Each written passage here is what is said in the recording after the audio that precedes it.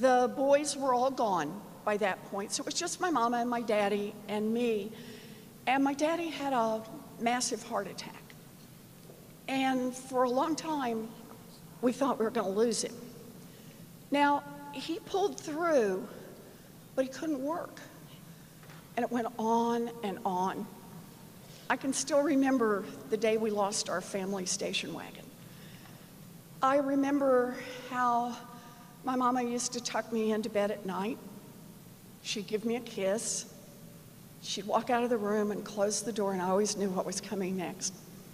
I'd hear her start to cry on the other side, because she never wanted to cry in front of me. And this is when I learned words like mortgage and foreclosure. And one morning, I walked into my folks' bedroom, and out on the bed was laid out the dress. Now, some of you in here will know the dress. It's the one that only comes out for weddings, funerals, and graduations. And there was my mother in her slip and her stocking feet, and she's looking down and she's pacing and she's crying. And she's saying, "We will not lose this house. We will not lose this house. We will not lose this house." And finally she looks up and she sees me in the doorway. I'm just a kid. And she looks at me and she looks at that dress and she looks back at me.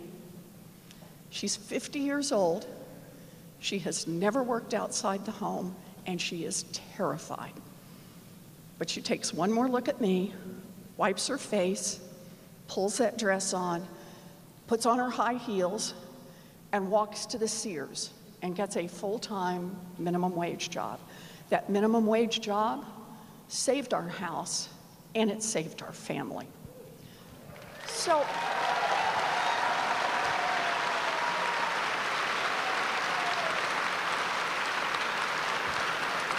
for many years, I thought of that as this is the main lesson my mama taught me. And that is, no matter how scared you are, no matter how hard it looks, when it comes down to it, you reach down deep, you find what you have to find, you pull it up, and you take care of the people you love. Yep.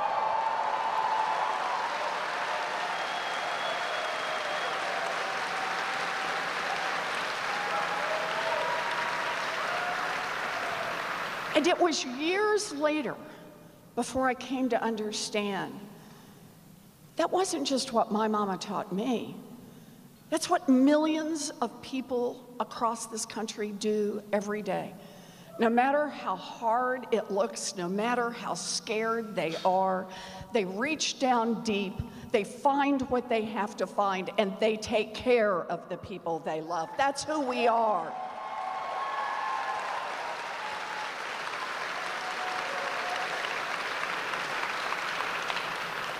But it was only years after that that I came to understand that that same story in my mother and daddy's bedroom is also a story about government. Because when I was a girl, a full-time minimum wage job in America would support a family of 3. It would pay a mortgage, it would cover the utilities, and it would put food on the table. Today, a full-time minimum wage job in America will not keep a mama and a baby out of poverty. That is wrong, and that is why I am in this fight.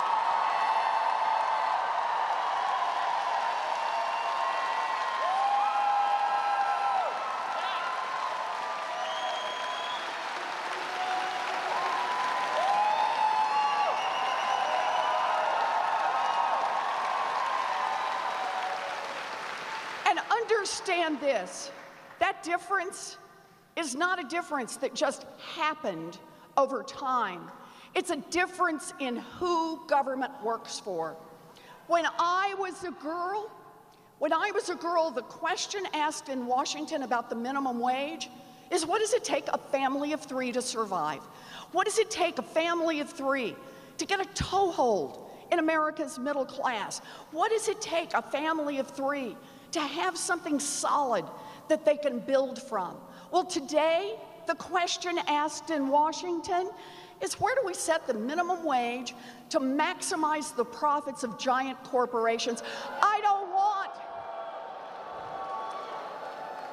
a government that works for giant corporations. I want one that works for our families.